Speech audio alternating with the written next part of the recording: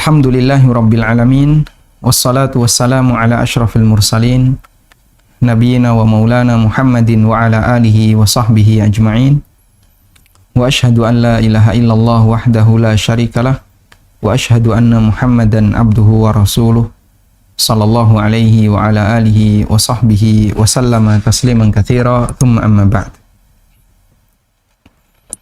Alhamdulillah, puji syukur kita haturkan kehadirat Allah Azza wa Jalla. Di sore hari ini kembali kita akan membaca buku yang ditulis oleh Ibnul Qayyim yang berjudul Al-Wabilus Sayyib. Dan ini merupakan kajian rutin yang diselenggarakan oleh Majelis Ta'lim Hasanah bekerjasama dengan ANB Channel. Baik, kita akan membaca mulai dari halaman 9 kalau dari buku yang saya bawa. Dan seperti biasa, kita akan gunakan share konten agar jamaah bisa lebih maksimal dalam menyimak. Nah, terakhir yang kita baca adalah sampai di sini ya. Ibnul Qayyim rahimahullah mengatakan, "Fal-'arifu sa'irun ilallahi ta'ala baina hadainil janahain." Orang yang arif, dia menuju Allah Subhanahu wa ta'ala dengan berbekal dua sayap ini. Dua sayap itu apa yang dimaksud? Dua sayap yang dimaksud adalah, yang pertama, dia merasa butuh kepada Allah Subhanahu wa ta'ala, dan itu dengan cara melihat aib pada dirinya. Dan yang kedua adalah musyahadatu fadli rabbih. Selalu merasa bahwasanya dia dalam limpahan karunia dari Allah, kebaikan dan rahmat dari Allah Ta'ala, sehingga dia merasa sangat cinta kepada Allah, sangat berterima kasih dan bersyukur kepada Allah Ta'ala. Kata Ibnul Qayyim, seorang hamba menuju Allah Ta'ala dengan dua sayap ini, yaitu menghadirkan perasaan selalu merasa butuh kepada Allah, selalu merasa rendah di hadapan Allah dengan melihat aib yang ada pada dirinya, dan selalu mengiringi hidupnya dengan bersyukur kepada Allah dengan aneka kenikmatan yang telah Allah Subhanahu wa ta'ala berikan kepadanya. La yumkinuhu ayyasira illa bihima. Seorang hamba tidak mungkin menuju Allah Ta'ala kecuali dengan keduanya. Dan semua manusia, kata Allah, menuju Allah. Semua manusia dia menuju Allah. Sebagaimana yang Allah Subhanahu wa ta'ala firmankan dalam Al-Quran, Ya ayyuhal insan, innaka kadihun ila rabbika kadhan famulaki. Wahai manusia, innaka kadihun ila rabbik. Sesungguhnya kalian itu lelah menuju Rabbmu. Maksudnya adalah sesungguhnya kalian itu berupaya bekerja di dunia ini, baik untuk memenuhi syahwatnya maupun untuk beribadah kepada Allah, ila rabbika, dan kalian itu menuju Rabbmu. Famulaqih, sampai kalian ketemu Allah. Baik mukmin maupun kafir semuanya menuju Allah Subhanahu wa ta'ala, dalam arti semuanya dikembalikan kepada Allah Subhanahu wa ta'ala. Dan seorang mukmin ketika menuju Allah, maka dia mengiringinya dengan dua sayap. Yang pertama adalah menghadirkan perasaan selalu merasa rendah di hadapan Allah, banyak kekurangan pada dirinya, sehingga dia merasa fakir terhadap ampunan Allah, merasa fakir terhadap rahmat Allah. Dan yang kedua, menghadirkan perasaan bahwasanya ada banyak nikmat yang telah Allah berikan kepadanya, sehingga dia selalu berusaha untuk bersyukur dan bersyukur, mencintai Allah Subhanahu wa ta'ala. Fama tafatahu wahidun minhuma fahuwa qattairil ladzi faqada ahadu janahi. Dan ketika dia kehilangan salah satu sayap itu, maka seperti burung yang kehilangan salah satu sayapnya sehingga nggak bisa terbang.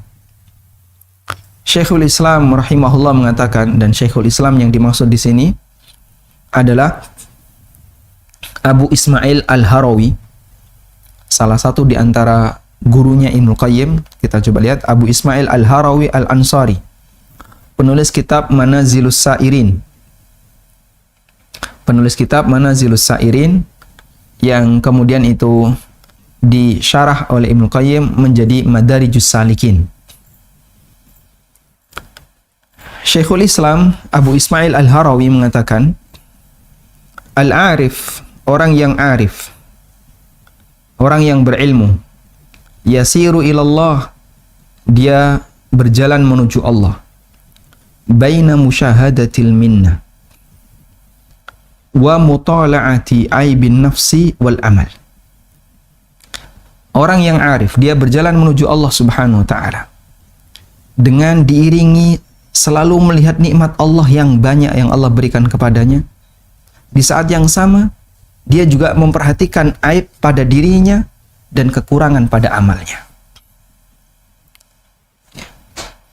Wa hadza ma'na qaulihi sallallahu alaihi wasallam, dan itulah makna dari sabda Nabi sallallahu alaihi wasallam dalam hadis yang sahih, yaitu hadis yang berbicara tentang sayyidul istighfar. Sayyid artinya pemimpin, pemuka. Disebut sebagai sayyidul istighfar karena istighfar ini adalah istighfar yang paling utama, bentuk redaksi istighfar yang paling bagus, sehingga dia menjadi pemimpin bagi seluruh lafaz istighfar. Maka disebut sayyidul istighfar. Dalam sayyidul istighfar, di situ intinya seorang hamba dia menyatakan di hadapan Allah Ta'ala bahwasanya nikmat Allah itu banyak yang Allah berikan kepada dirinya, dan di saat yang sama dia tidak mengimbangi nikmat itu dengan banyak mensyukuri Allah, tapi dia mengimbangi nikmat itu dengan banyak kekurangan pada dirinya, kekurangan jiwanya, kekurangan amalnya, dan seterusnya.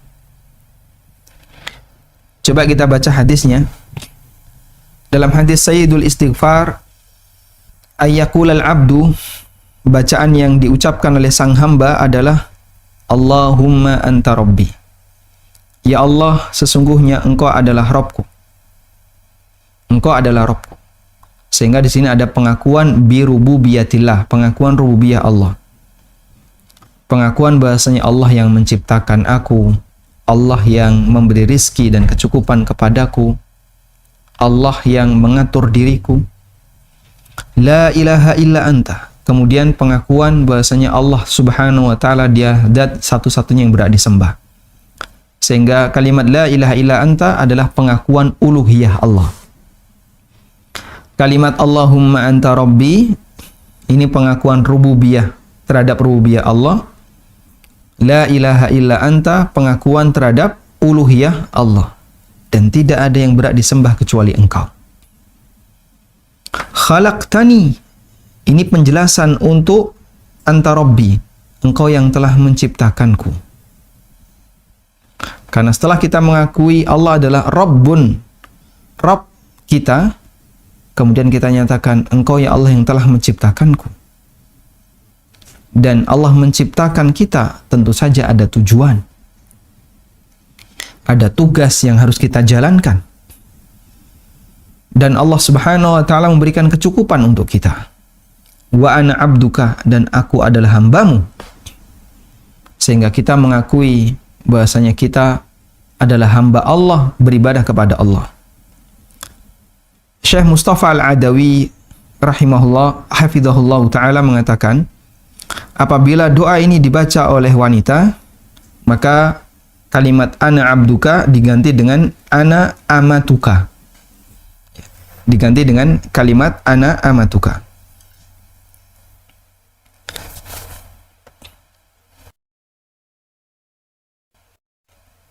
Kita tuliskan di sini ya.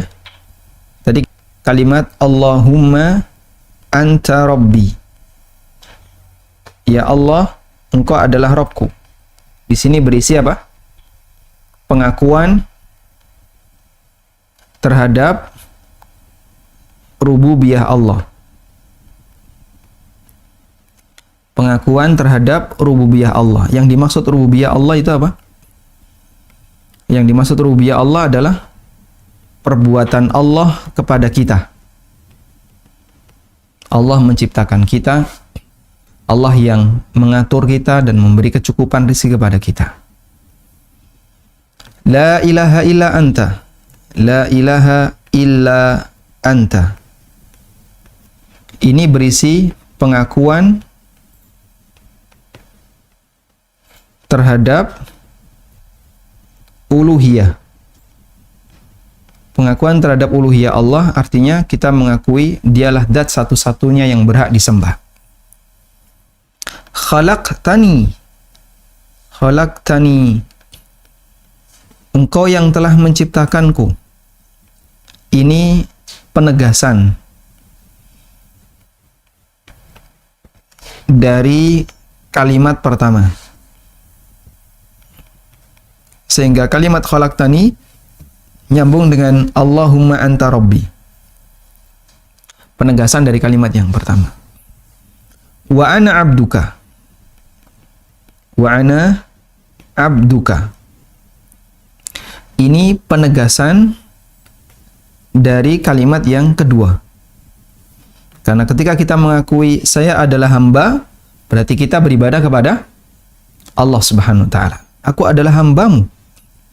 Ini penegasan dari kalimat yang kedua, yaitu la ilaha illa anta.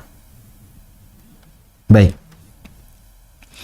Kemudian tadi catatan bagi wanita maka dibaca wa ana amatuka. Dan aku adalah amahmu. Abdun itu untuk laki-laki, sedangkan bagi wanita adalah amatun. Amatun ini untuk perempuan. Abdullah laki-laki, amatullah perempuan. Wa ana ala ahdika, wa ana abduka. Wa ana amatuka kalau wanita. Wa ana ala ahdika wa wa'dika mastata'tu. Dan aku selalu komitmen dengan perjanjianku kepadamu dan selalu yakin dengan janjimu kepadaku. Baik. Kita tulis di sini. Kemudian kita menyatakan wa ana ala ahdika.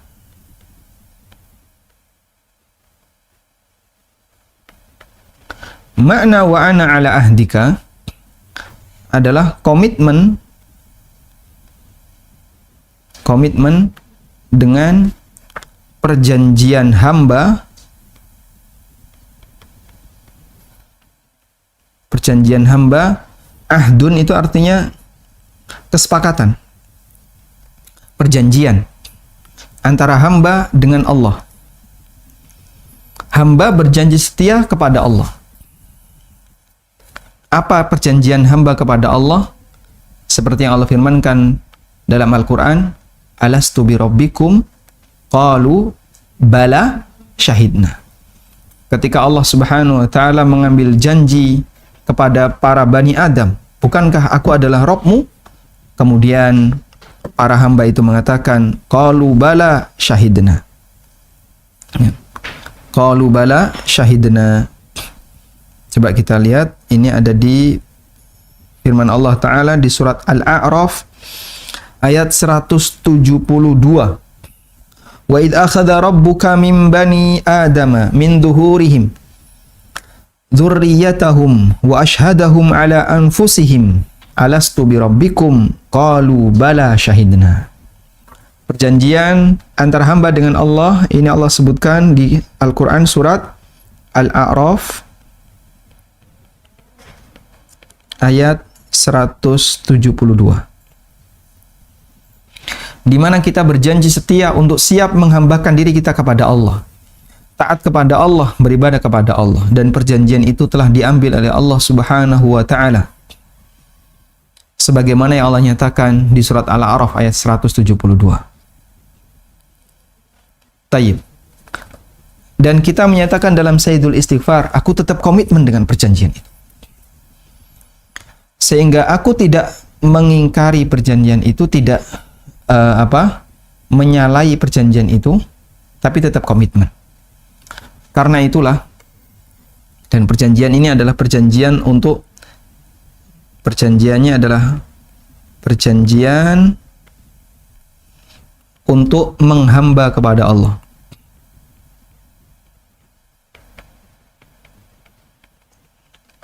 Perjanjian untuk menghamba kepada Allah. Karena itu, perbuatan kesyirikan itu sama dengan mengingkari janji.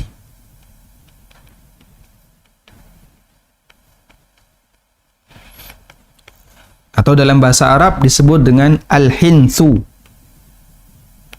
bentuk mengingkari janji, bentuk tidak menepati perjanjian. Karena itu Allah Subhanahu wa taala menyebut orang musyrikin, innahum yusirruna 'alal hinthil azim. Mereka terus-menerus bertahan dalam al-hinthul azim, dalam pengingkaran janji yang besar. Ya. Ini sebagaimana yang Allah sebutkan di surat Al-Waqi'ah, wa kanu yusirruna 'alal hinthil azim. Anda bisa buka surat Al-Waqi'ah ayat 46.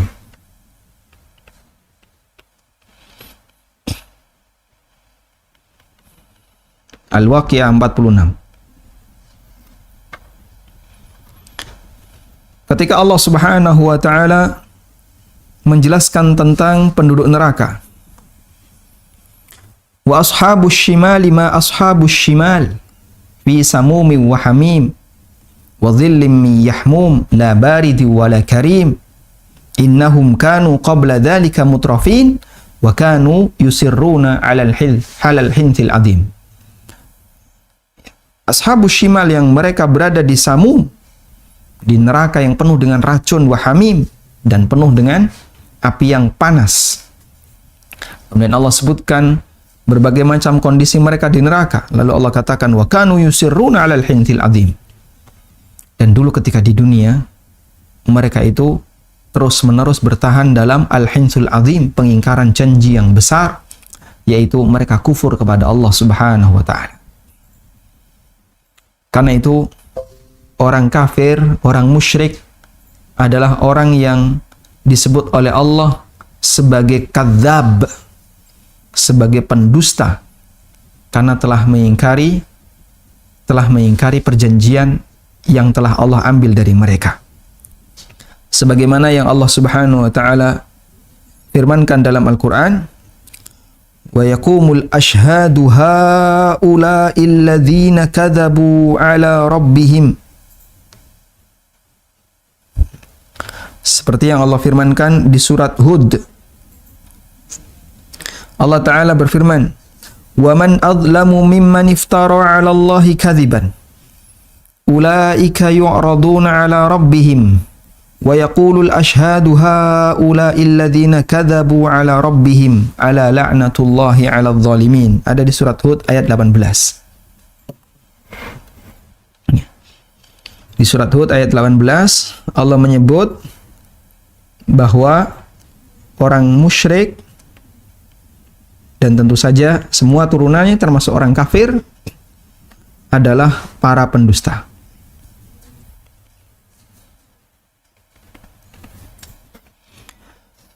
Ada di surat Hud ayat 18. Wa yaqulul ashhad, para saksi itu mengatakan, haula'il ladzina kadzabu 'ala rabbihim. Mereka inilah orang-orang yang telah berdusta atas nama Allah Ta'ala. Karena dulu mereka punya anggapan bahwasanya Allah punya sekutu. Mereka menyekutukan Allah dengan berhala-berhala yang mereka sembah, dengan tuhan-tuhan dan togut yang mereka sembah. Sehingga mereka menyalahi janji, mengingkari janji, dan itu sifatnya para pendusta. Sehingga Allah Ta'ala sebut mereka sebagai para pendusta. Baik. Di Sayyidul Istighfar kita mengikrarkan wa ana ala ahdika. dan aku selalu komitmen dengan perjanjianmu itu ya Allah. Wa wa'dika. Lalu komitmen dengan perjanjian itu adalah kita berjanji untuk menjadi hamba Allah yang taat kepadanya. Dan yang kedua adalah wa wa'dika mastata'tu. Dan kita juga komitmen dengan wa wa'dika, dengan janji Allah. Maksudnya adalah janji balasan. Kita tetap komitmen dengan janjimu ya Allah, yaitu janji balasan. Dalam arti kita yakin kalau kami taat kepadamu nanti akan engkau berikan surga. Sehingga berharap dengan surga ketika beramal boleh ataukah tidak?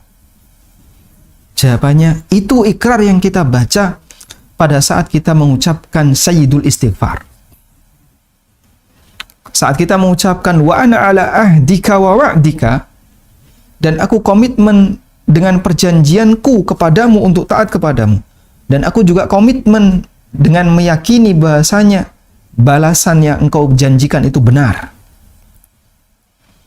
Maka kita beramal dengan motivasi untuk mendapatkan balasan itu. Maka siapa yang mengatakan beramal dengan harapan untuk bisa mendapatkan surga itu adalah syirik, sebagaimana keyakinan sebagian kelompok sufi, berarti dia tidak mengimani janji Allah berupa surga. Padahal Allah Subhanahu wa taala telah berjanji, siapa yang beramal seperti ini maka falahul jannah, dia dapat surga. Ya.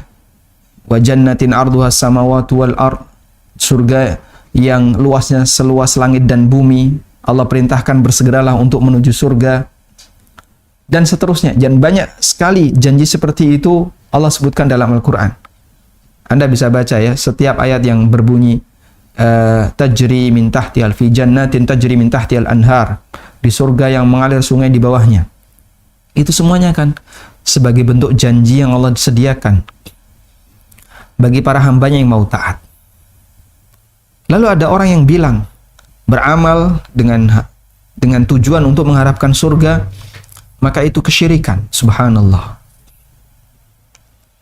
Bukankah Allah telah janjikan itu dan kita beriman, mengimani janji itu? Kita meyakini Allah benar terhadap janji itu. Dan itu bagian dari iman. Maka di saat yang sama, ketika kita beramal, kita jadikan itu sebagai harapan. Dan itulah ikrar yang kita ucapkan ketika kita membaca sayyidul istighfar. Maka saya beramal dengan tujuan untuk bisa mendapatkan janji Allah. Karena saya meyakini janji Allah itu benar. Dan Allah tidak berdusta. Allah tidak bohong. Janji Allah itu benar. Dan kita juga berusaha untuk sesuai dengan aturan Allah, sebagaimana perjanjian kita dengan Allah Subhanahu wa taala. Nah, untuk bisa komitmen dengan ini jamaah berat. Untuk bisa komitmen dengan ini sangat berat. Karena manusia pasti melakukan pelanggaran. Kadang kita meninggalkan sebagian kewajiban. Atau kita melanggar sebagian larangan. Di saat kita melakukan perbuatan, baik meninggalkan sebagian kewajiban, atau meninggalkan atau melanggar sebagian larangan, hakikatnya kita melupakan perjanjian. Makanya kita durhaka kepada Allah. Karena itu kita tambahkan di bagian pernyataan itu dengan kalimat mastata'tu. Mastata'tu, semampuku. Semampuku. Untuk menyatakan bahwasanya kita berusaha untuk komitmen ini sebenarnya pernyataan agar menunjukkan kalau kita ini nggak sombong dengan kemampuan kita, dengan apa yang bisa kita lakukan. Saya akan berusaha semampuku. Karena seperti yang kita sadari, banyak pelanggaran yang kita lakukan.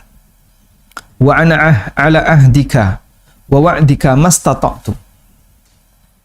Semampuku ya Allah, aku selalu komitmen dengan perjanjian ini. meskipun realitanya kita banyak melakukan pelanggaran. A'udzubika min syarri ma sana'tu. Aku berlindung kepadamu ya Allah dari keburukan apa yang aku kerjakan. A'udzubika min syarri ma sana'tu. Kita berlindung kepada Allah dari keburukan apa yang kita kerjakan. A'udzubika min syarri ma sana'tu. Dan aku berlindung kepadamu dari keburukan dari apa yang aku kerjakan. Dan ini bisa bermakna kita berlindung kepada Allah dari potensi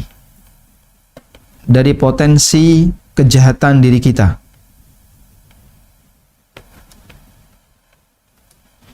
Dari potensi kejahatan diri kita. Setiap manusia punya hawa nafsu. Dan dari hawa nafsunya itulah dia punya potensi kejahatan. Maka kita berlindung kepada Allah dari potensi kejahatan diri kita. Bisa juga makna yang kedua, a'udzubika min syarri ma sana'tu. Kita berlindung kepada Allah dari dampak buruk. Dari dampak buruk akibat kejahatan yang telah kita lakukan. Baik. Sehingga jika kita maknai yang pertama,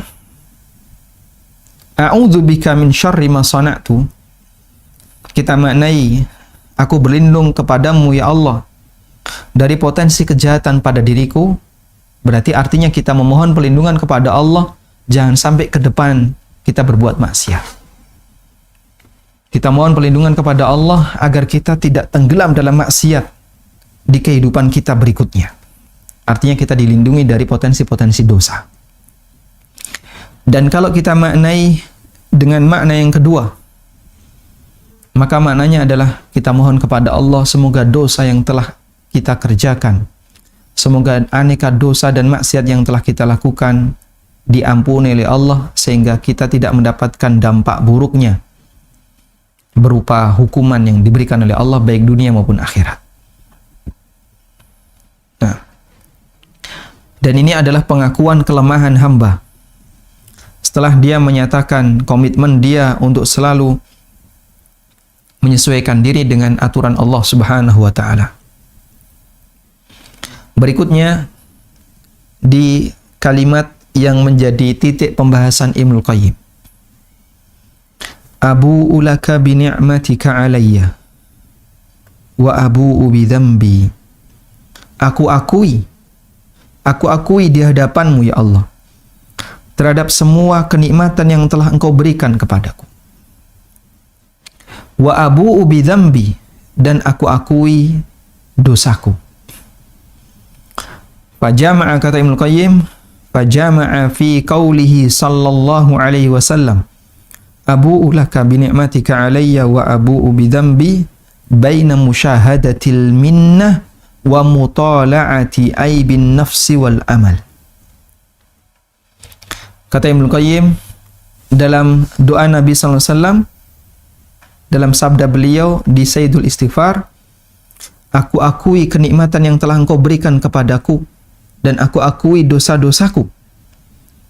Di situ menggabungkan antara musyahadatul minnah,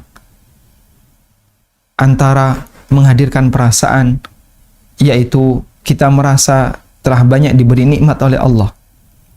Dan yang kedua adalah selalu melihat aib pada diri kita dan perbuatan kita. Selalu melihat kekurangan pada diri kita dan perbuatan kita. Baik.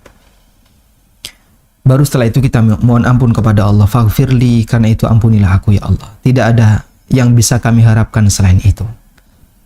Ya, apalagi yang bisa kita harapkan? Amal kita banyak yang kurang, amal kita belum tentu diterima, sementara dosa kita banyak, dan padahal nikmat Allah Subhanahu wa taala telah banyak Allah berikan kepada kita. maka tidak ada yang bisa kita lakukan selain kami hanya bisa mohon maaf. Kami hanya bisa mohon ampun kepadamu. Innahu la yaghfirudz dzunuba illa anta. Sesungguhnya tidak ada yang bisa mengampuni dosa kecuali Engkau. Kalimat ini luar biasa indahnya. Innahu la yaghfirudz dzunuba illa anta. Tidak ada yang bisa mengampuni dosa kecuali Engkau. Artinya kalau kita renungkan, kepada siapa lagi aku harus mohon ampun jika Allah tidak mau memberi ampun? Padahal satu-satunya yang bisa mengampuni dosa hanyalah Allah Ta'ala. Sehingga seolah kita menyatakan, saya tidak punya harapan kepada siapapun lagi. Jika aku minta ampun kepadamu ya Allah, tapi Engkau tidak mengampuniku, kepada siapa lagi aku harus minta ampun? Sementara tidak ada yang bisa mengampuni dosa kecuali Engkau ya Allah. Ya. Kalau seorang anak, dia berbuat salah, lalu mungkin bapaknya tidak memaafkan, tapi dia masih punya harapan. Ibu rahimah, seorang ibu yang sangat sayang dengan anaknya, dia masih punya harapan. Semoga ibu bisa memaafkan saya. Akhirnya mungkin sang anak tidak berani menghadap bapak, karena dia tahu kalau menghadap bapak pasti akan dihukum. Tapi dia masih punya peluang untuk bisa mendapatkan ampunan dengan menghadap ibu, untuk bisa mendapatkan maaf dengan menghadap sang ibu. Maka anak akan mendekati pada salah satu di antara orang tuanya yang masih ada harapan untuk bisa memaafkan. Ya. Itu hubungan antara anak dengan orang tua. Bagaimana dengan Rabb-nya Azza wa Jalla? Ketika sang hamba berbuat salah kepada Rabb-nya, dan satu-satunya yang bisa mengampuni dosa hanyalah Rabb-nya, lalu dia mohon ampun kepada Rabb-nya, ternyata ditolak oleh Allah, maka seorang hamba akan putus asa. Kepada siapa lagi aku akan minta ampun? Padahal satu-satunya yang bisa dimintai ampunan hanya Allah, dan yang bisa mengampuni hanya Allah Subhanahu wa Ta'ala. Sehingga dengan merenungkan kalimat-kalimat ini saat kita membaca Sayyidul Istighfar, maka akan sangat berpeluang besar dosa kita diampuni oleh Allah Ta'ala, karena kita mengakui kekurangan diri kita. Di saat yang sama kita juga musyahadatul minnah, mengakui sekian banyak nikmat yang telah Allah berikan kepada kita. Lalu kata Ibnu Qayyim, fa musyahadatul minnah tujibu lahul mahabbah. Dengan selalu mengakui nikmat, maka akan membuat kita mencintai Allah, memuji Allah, dan bersyukur liwaliyin ni'am, kepada zat yang telah memberikan nikmat. Wal ihsan, dan zat yang telah memberikan banyak kebaikan. Sementara mutala'atu aibin nafsi, selalu melihat kekurangan diri kita sendiri dan kekurangan amal yang kita lakukan, tujibulahu dhulla wal inkisar, akan membuat kita selalu merasa rendah dan merasa butuh, al-iftikar, merasa fakir, serta membuat kita akan rajin bertaubat fi kulli waqtin, di setiap saat. Sehingga kalau kita mengakui kekurangan diri kita, kekurangan kita bisa bentuknya kekurangan yang sifatnya gawan bayi, yaitu yang melekat pada semua manusia. Kita nggak maksimal, kita banyak kurang, kita banyak salah, atau kekurangan dalam bentuk perbuatan maksiat yang salah sengaja kita lakukan.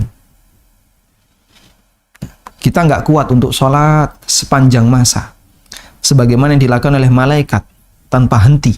Mereka ibadah sesuai dengan apa yang diperintah. Kita kan tidak bisa. Sholat selesai, kita melakukan aktivitas yang lain. Kita butuh tidur, kita butuh makan, kita butuh ABC sebagaimana layaknya binatang yang dia butuh makan, butuh tidur, butuh untuk bisa bertahan hidup. Dengan semua unsur kehidupan. Malaikat tidak. Mereka ibadah terus, sujud terus, sepanjang tidak diperintah untuk menghentikan sujudnya. Ada yang ruku terus, ada yang sholat terus, tanpa henti. Malaikat. Dan mereka tidak butuh makan, mereka tidak butuh tidur. Yusabbihuna rabbahum, mereka bertasbih kepada Rabb mereka. Tanpa futur, tanpa ada hentinya. Manusia ada kekurangan. Dia nggak bisa seperti itu. Sehingga dia kurang ketika melakukan ketaatan kepada Allah. Di saat yang sama, dia juga kurang dalam bentuk banyak berdosa kepada Allah. Maka akan menyebabkan dirinya selalu merasa rendah di hadapan Allah. Saya itu banyak salahnya, ya. Lalu dia merasa butuh di hadapan Allah dan bertobat di setiap saat. Wa alla yara nafsahu illa muflisan, dan setiap kali dia memandang dirinya, dia hanyalah seorang yang muflis, yang banyak bangkrut, sebab dosanya lebih banyak dibandingkan ketaatannya. Wa aqrabu babin dakhala minhul abdu 'ala Allah, babul iflas. Pintu terdekat yang bisa dimasuki oleh seorang hamba untuk mendekat kepada Allah adalah pintu al-iflas. Maksudnya adalah dia selalu merasa rugi, merasa bangkrut. Ya. Sehingga dia tidak merasa dirinya punya posisi. Dia tidak merasa dirinya punya jasa. Fala yara li nafsihi halan wala maqaman wala sababan yata'allaqu bihi. Kamu nggak punya jasa apapun, kamu nggak punya kehebatan apapun, nggak punya posisi apapun. Wong orang bangkrut kayak gini. Wala wasilatan minhu yamunnu biha, dan dia juga tidak punya peran apapun, tidak punya sarana yang bisa dia banggakan. Maka dia mendekat kepada Allah min babil iftikar, as-sirf, dengan melalui pintu selalu merasa butuh, wal iflasil mahd, dan melalui pintu selalu merasa rugi, murni saya itu bangkrut, saya itu orang yang rugi. Sebagaimana yang Allah nyatakan di surat Al-Asr, wal asri innal insana lafi khusr. Demi masa, sesungguhnya manusia itu dalam kerugian. Sehingga pada dirinya selalu terngiang-ngiang dengan itu. Saya itu orang yang bangkrut, saya itu rugi. Sehingga harapan saya hanya satu, pertolongan Allah Ta'ala. Ya. Dia masuk sebagaimana masuknya orang yang kasaral faqru wal maskanatu qalbahu. Sebagaimana orang yang sudah nggak punya harapan dalam hatinya. Hatta wasalat tilkal kasrah ila suwaida fansada. Sampai kerugian itu ada pada posisi, ada pada puncak kebinasaan. Sudah saya nggak punya apa-apa lagi. Blas, ya, ibaratnya begini ya. Ada orang yang dia meminta bantuan kepada orang yang kaya dan dermawan serta baik hati. Lalu dia nyatakan, Pak, saya sudah nggak punya apa-apa, Pak. Pekerjaan sudah nggak ada, Pak. Duit juga udah habis. Ini apa-apa sudah saya jual semua. Kemudian istri saya sudah gugat cerai, kita udah pisah. Anak-anak sudah kebalik ke mertua. Sudah saya tinggal manusia sebatang kara. Sudah nggak ada apa-apa lagi yang bisa kira-kira dibanggakan pada dia. Tapi utang saya masih banyak.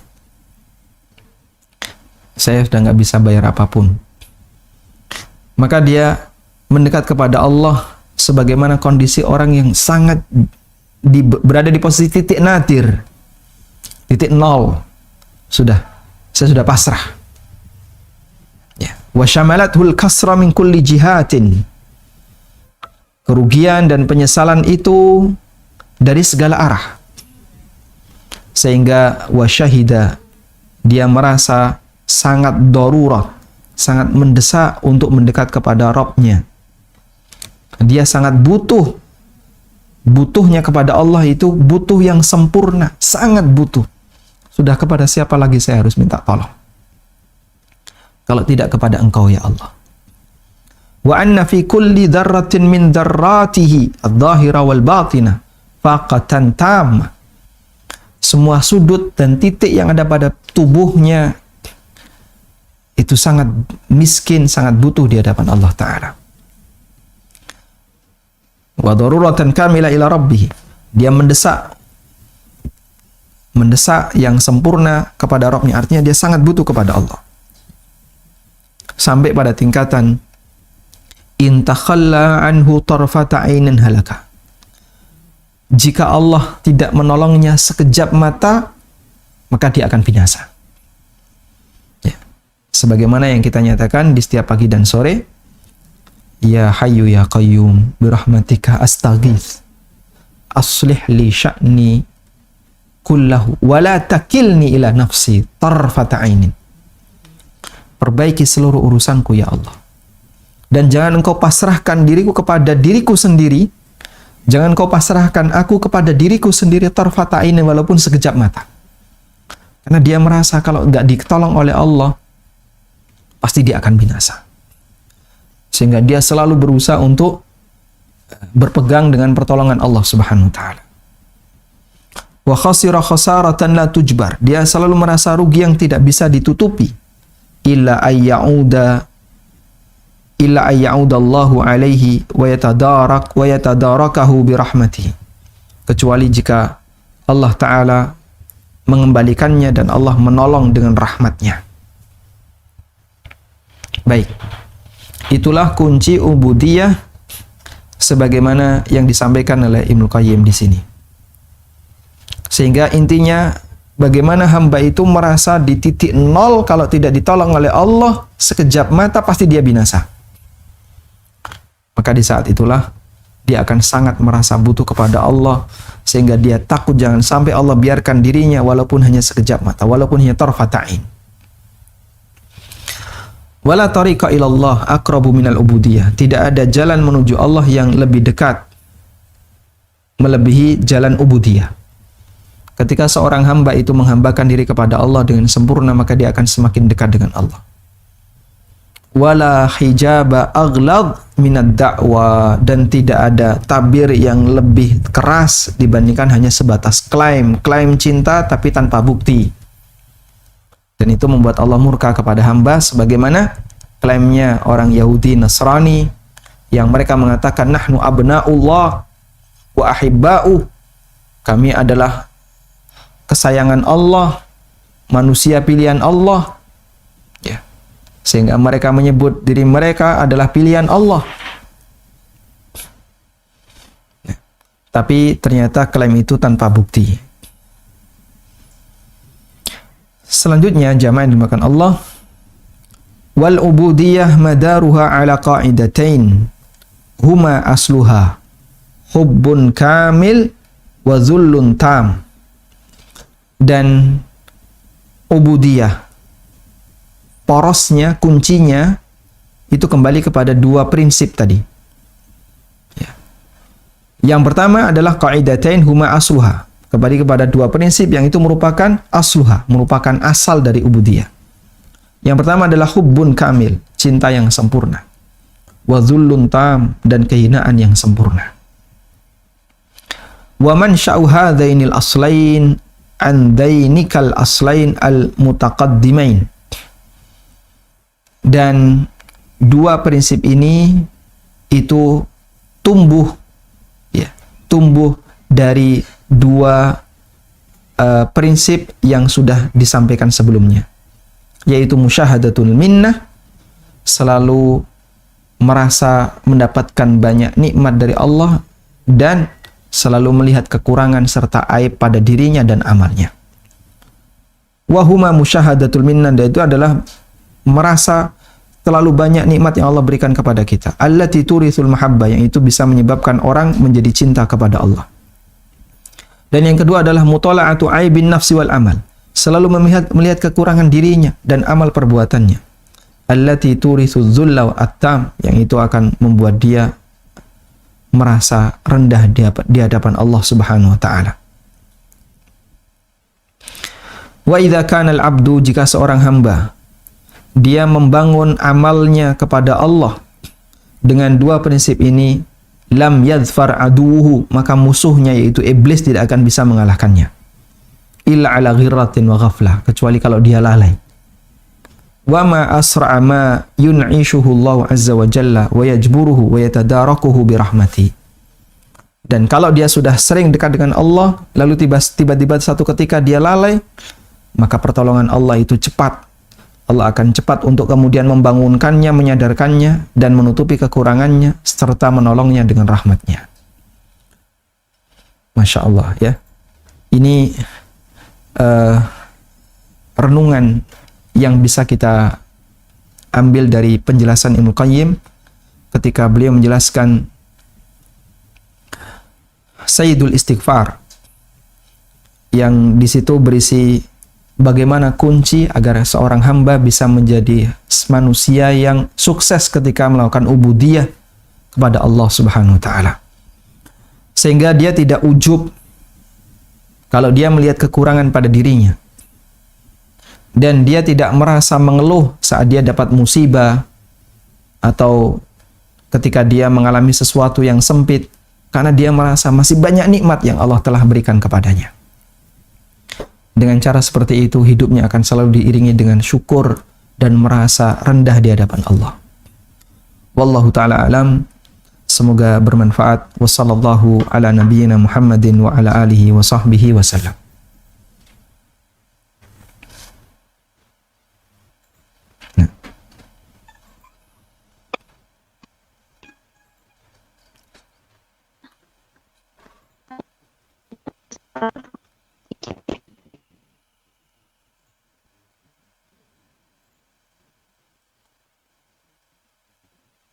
Baik. Selanjutnya, silakan jika ada pertanyaan.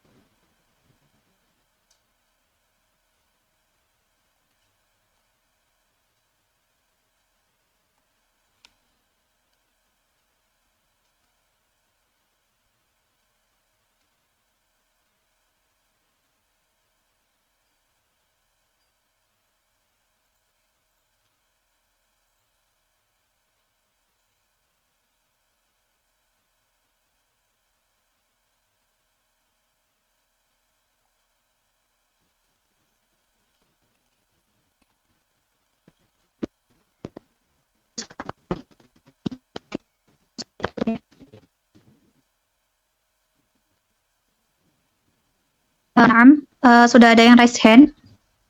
Tafadholi kepada Ibu Dwi Laraswati. Bisa open.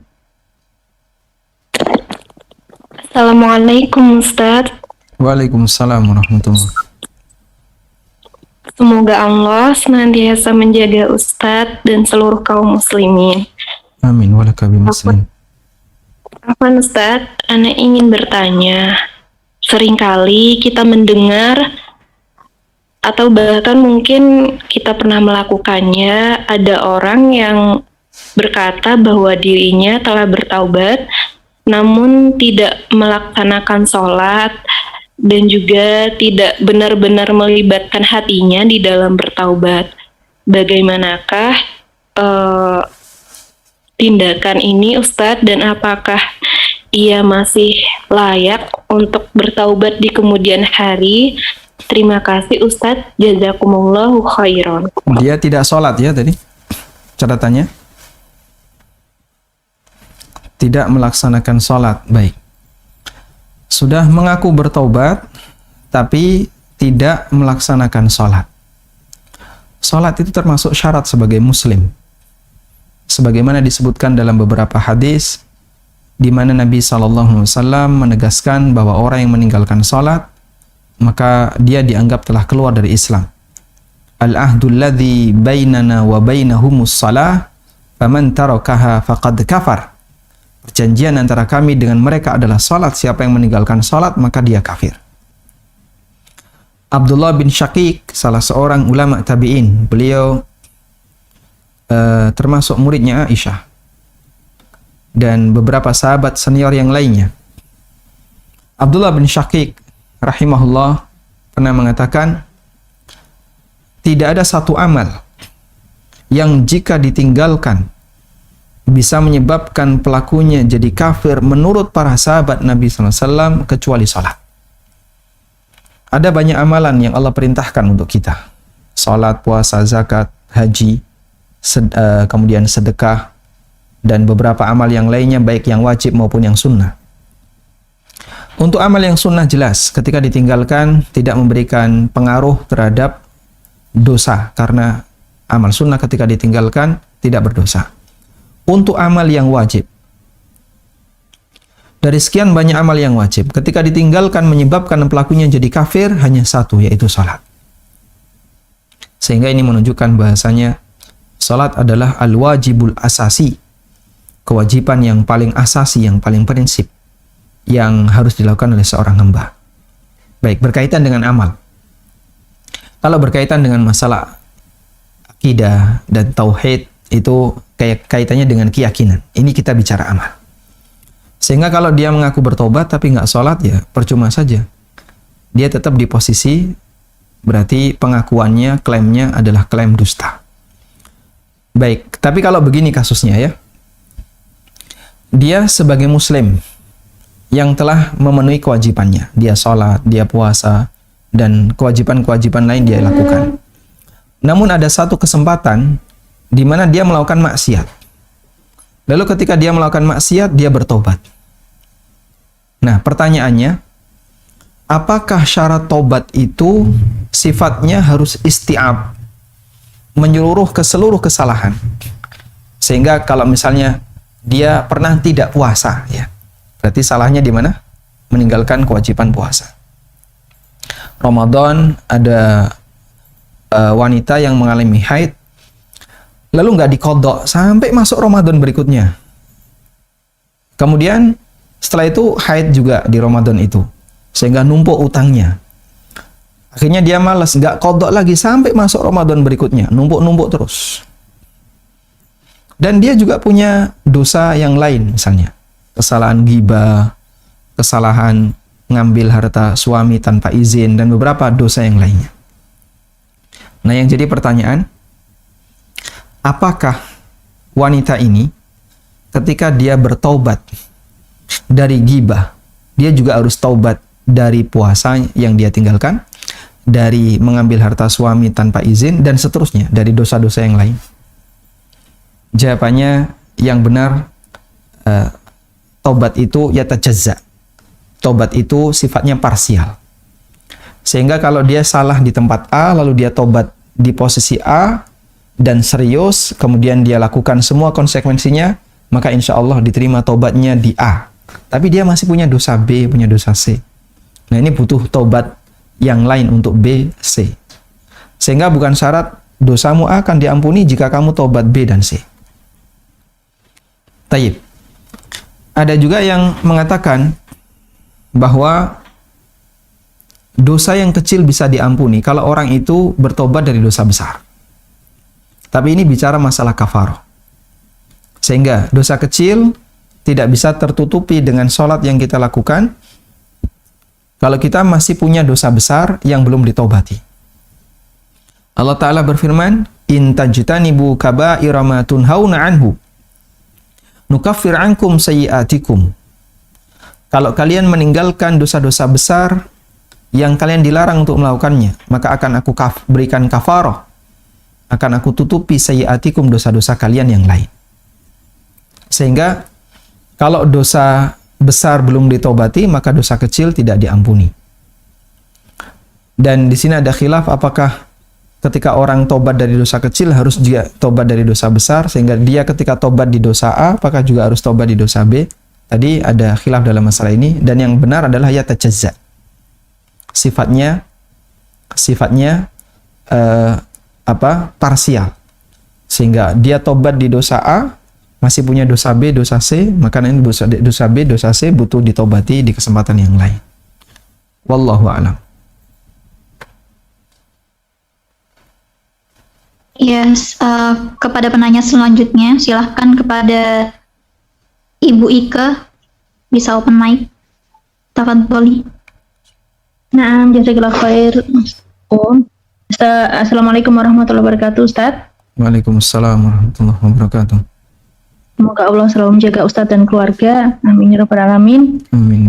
Ustaz berusaha mendengar tadi jawaban Ustaz untuk yang pertanyaan pertama tadi, berarti setiap dosa harus ibaratnya kita mentaubati masing-masing gitu ya Ustaz. Apakah tidak diperbolehkan jika kita, ya kadang-kadang kita tidak merasa berbuat dosa gitu, khawatirnya seperti itu Ustaz. Padahal sebetulnya dosa pasti banyak ya satu hari itu gitu. Apakah tidak bisa apabila taubat itu dilakukan dalam tanda kutip sekaligus gitu. Jadi mohon ampun nama Allah atas dosa-dosa yang pernah dilakukan, entah dulu, entah yang tahu atau yang tidak, entah disadari atau tidak, seperti itu. Terus pertanyaan kedua, akhir-akhir ini tuh ya sejak pandemi ini kayaknya kok sering merasa gelisah gitu Ustadz. Kadang kalau dipikir entah karena apa gitu, tapi hati itu sering berdegup kencang gitu. Apakah itu juga disebabkan karena dosa-dosa yang mungkin tidak disadari atau bagaimana? Padahal sudah berusaha juga untuk menjaga amalan-amalan harian ya. Terus bagaimana cara menghilangkannya dan kiat apa agar tidak sering merasa gelisah seperti itu? Jazakallahu khair Ustaz. Nah, saya tadi sedang membahas apakah syarat untuk dosa A diampuni ketika orang bertobat di dosa A, dia harus bertobat pula di dosa B, C, D, dan dosa-dosa yang lainnya. Yang benar bukan syarat. Sehingga kalau dia melakukan dosa A, misalnya tadi, dia melakukan dosa tidak mengqadha puasa selama beberapa tahun. Dia juga punya dosa ghibah. Dia punya dosa pernah mengambil harta temannya.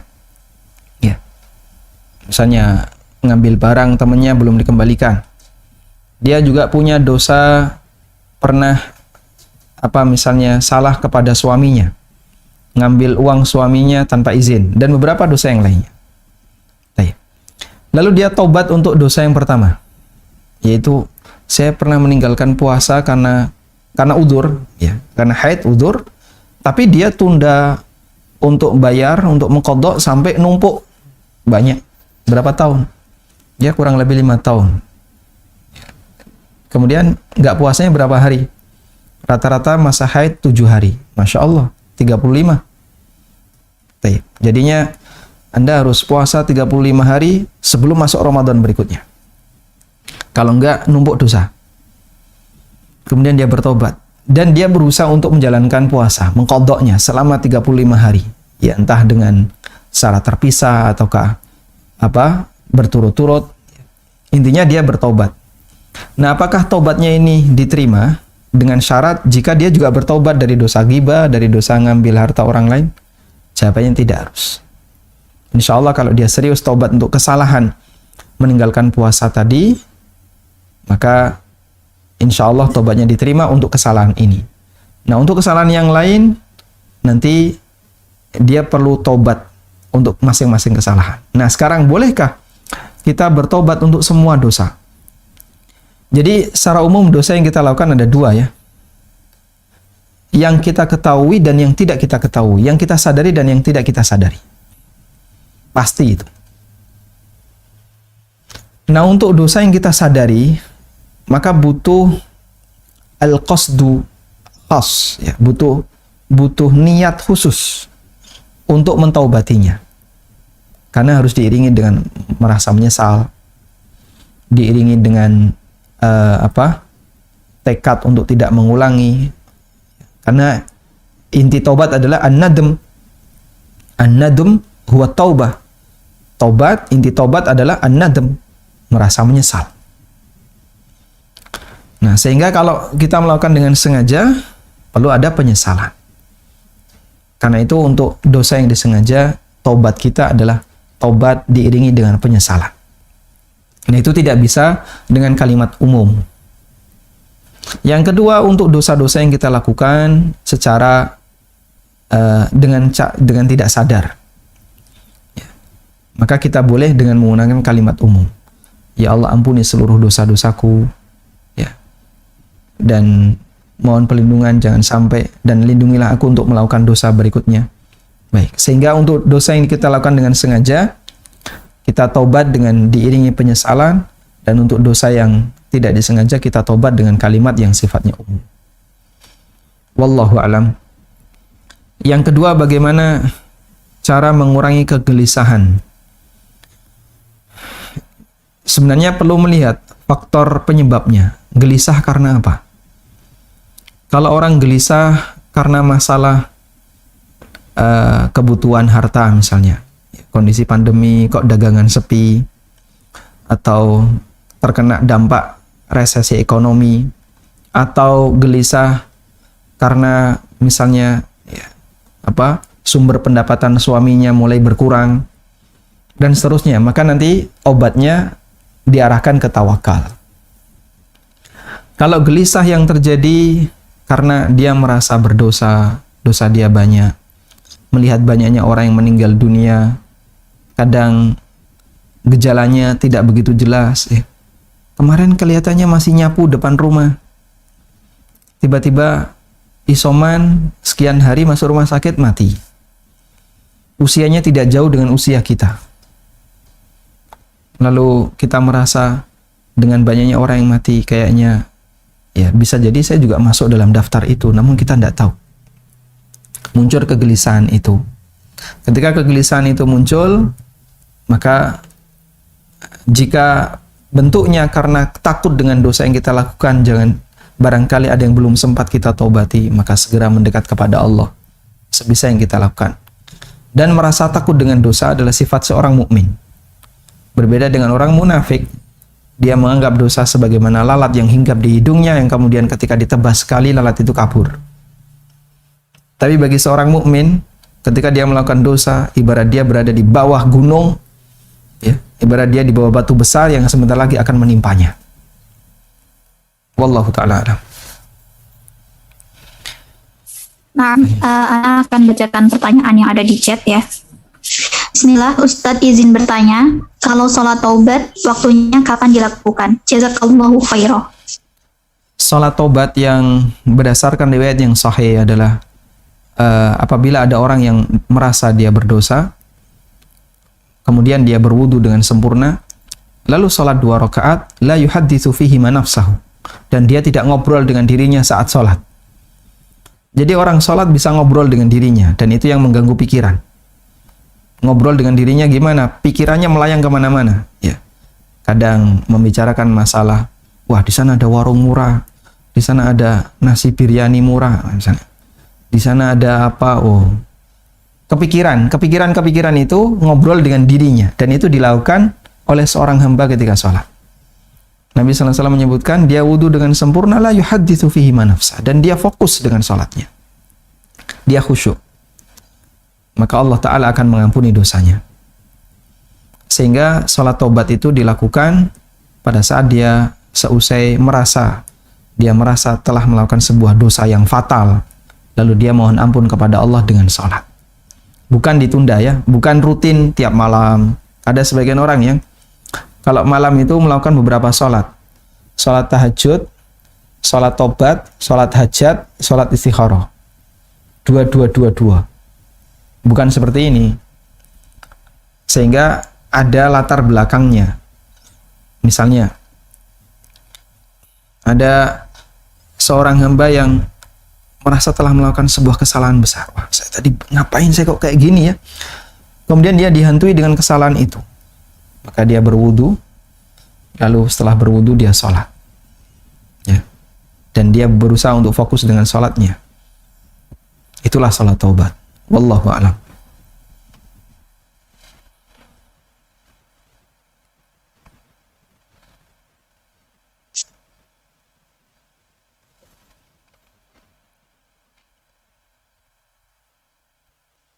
Naam, sempat terputus sedih. Pertanyaan selanjutnya, Bismillah, Afwan mau bertanya. Allah yang menciptakan manusia bersama dengan segala sifat yang dimilikinya. Mengapa kelemahan yang ada pada diri manusia termasuk ke dalam kesalahan manusia itu sendiri? Bukankah lemahnya dalam ibadah itu juga diciptakan oleh Allah? Baik. Mengapa kita perlu mengakui kesalahan dan kekurangan kita? Jawabannya karena itulah realita yang ada pada diri kita, gitu kan? Realita pada kamu apa? Saya itu malas, saya itu emosian, saya itu cetil, medit, saya itu kemaki, ya, kementus, saya itu ini, saya itu. Realita pada diri kita. Anda tahu apa realita yang ada pada diri Anda? Seharusnya kita perlu tahu. Saya seperti ini, dan sifat-sifat kurang saya kayak gini, kayak gini. Meskipun kita tidak harus cerita kepada orang lain. Ya, barangkali saat ibu-ibu ta'aruf dulu ya, kemudian cerita kepada calon suaminya melalui biodata apa sifat-sifat kekurangannya, ya, misalnya gampang emosi, punya apa misalnya perasaan yang seperti ini, perasaan suka berubah-ubah, angin-anginan dan seterusnya, itu kan kita tulis. Anda tulis biar calon pasangan ini mengenal kita kurang lebih kayak gini, treatment berikutnya apa, gitu ya. Mengakui itu tidak adalah bagian dari mengakui realita. Allah ciptakan kita dengan kelemahan. Sudah tahu lemah tidak diakui. Sudah tahu banyak kekurangan tidak diakui. Itu kalau kita pakai bahasa agak keras kan. Kamu ini gimana nggak sopan gitu ya. Ya bahasa lainnya kurang ajar gitu. Sudah tahu seperti itu tapi tidak diakui. Sehingga kenapa kita perlu mengakui kekurangan kita? Karena itu realita pada diri kita. Dan mengakui realita bukan sesuatu yang tercela. Bukankah Allah ciptakan kita seperti itu? Ya betul, justru itu. Maka kita mengakui kondisi kita, ya Allah, kondisi kami ya Allah hanya seperti ini. Harapan kita adalah dengan itu kita mendapatkan maaf dari Allah, mendapatkan ampunan dari Allah, dan dikasih oleh Allah Subhanahu wa Ta'ala kelonggaran dengan sebab pengakuan yang kita lakukan. Lain halnya, sudah tahu lemah, sombong, ya, nggak mengakui kelemahannya, akhirnya dia ujub, ya, dengan amal yang dia lakukan, dia sum'ah, dia pamer dengan amalnya, merasa hebat, merasa berjasa bagi umat. Dan itu bisa mengundang murka Allah Subhanahu wa Ta'ala. Sangat disayangkan, bisa jadi ibadah itu hangus gara-gara kondisi hati yang tidak sehat seperti ini. Wallahu a'lam. Nah, pertanyaan selanjutnya. Assalamualaikum warahmatullahi wabarakatuh. Ustadz, izin bertanya. Kita sudah bersabar dan memaklumi setiap kesalahan. Namun akhirnya malah menganggap sepele semua kesalahan itu. Bagaimana cara menyikapinya, Ustadz? Ini kesalahan orang lain ya. Ada orang yang berbuat salah sama kita, lalu kita sudah bersabar dan memaklumi kesalahan itu. Akhirnya kita malah menganggap sepele kesalahan itu. Ya berarti cara menyikapinya adalah sabar di sini bisa dalam arti Anda perlu menyikapi dengan baik, di mana kadang dikasih hukuman, kadang dimaafkan. Agar tetap yang bersalah itu menganggap kesalahan ini ada konsekuensinya, ada hukumannya, sehingga dia akan waspada, dia akan hati-hati. Kemudian kita berusaha sabar dalam arti berusaha untuk memaafkan dan berimbang, kadang dimaafkan, kadang diberi hukuman. Makanya begini, tidak semua kesalahan itu dimaafkan. Ada kesalahan yang dia dimaafkan, ada kesalahan yang tidak dimaafkan. Rasulullah Shallallahu Alaihi Wasallam punya sifat yang Allah sebutkan dalam Al-Quran, bil mu'minina raufur rahim. Beliau itu orang yang sangat rauf, yang sangat penyayang, rahimun, sangat belas kasihan dengan orang-orang yang beriman. Tapi ada beberapa orang yang oleh Nabi SAW tidak dimaafkan. Tidak dimaafkan. Contohnya Pak, ada beberapa orang yang dibunuh oleh Rasulullah SAW ketika Fathu Mekah. Padahal di antara mereka ada yang sudah berlindung di Ka'bah. Abdullah bin Khattal. Pada saat Fathu Mekah, dia itu berlindung di Ka'bah, megang Ka'bah dengan harapan dimaafkan. Tapi Nabi SAW tidak memaafkan, sehingga dia tetap dibunuh. Dia tetap dihukum dengan hukuman bunuh. Pak, kok bisa Nabi SAW tidak memaafkan? Ada pertimbangan besar, di mana ada beberapa orang yang bersalah kepada beliau dan beliau tidak maafkan. Padahal ketika itu Rasulullah SAW membuat pengumuman, siapa yang masuk Masjidil Haram aman, siapa yang masuk rumahnya Abu Sufyan aman, siapa yang masuk ke rumah masing-masing aman. Abdullah bin Khattal sudah masuk Masjidil Haram dan bahkan dia pegangan Ka'bah dengan harapan dapat keamanan. Tapi ternyata ditangkap. Nabi SAW mendapatkan laporan Abdullah bin Khattal ada di sana, tangkap dia. Ditangkap dan dibunuh. Beberapa orang yang lain juga ada yang disikapi seperti itu, sehingga dia tidak dimaafkan oleh Rasulullah SAW. Maka menyikapi kesalahan orang lain, kadang ada yang perlu kita maafkan, kadang ada yang tidak kita maafkan, kadang ada yang ditoleransi, kadang tidak ditoleransi. Dan kita bijak dalam menyikapi itu agar tidak menganggap sepele kesalahan itu, tapi di saat yang sama kita juga berusaha untuk sabar memaafkan kesalahan orang lain. Baik, ini saya anggap pertanyaan terakhir ya, karena jam 5.15. Maaf Ustaz. Baik, demikian yang bisa kita sampaikan. Semoga bermanfaat. Wassallallahu ala nabiyyina Muhammadin wa ala alihi wa sahbihi wa sallam. Wa akhiru da'wana anilhamdulillahi rabbil alamin. Subhanakallahumma wa bihamdika asyhadu an la ilaha illa anta astaghfiruka wa atubu ilaik. Wassalamualaikum warahmatullahi wabarakatuh.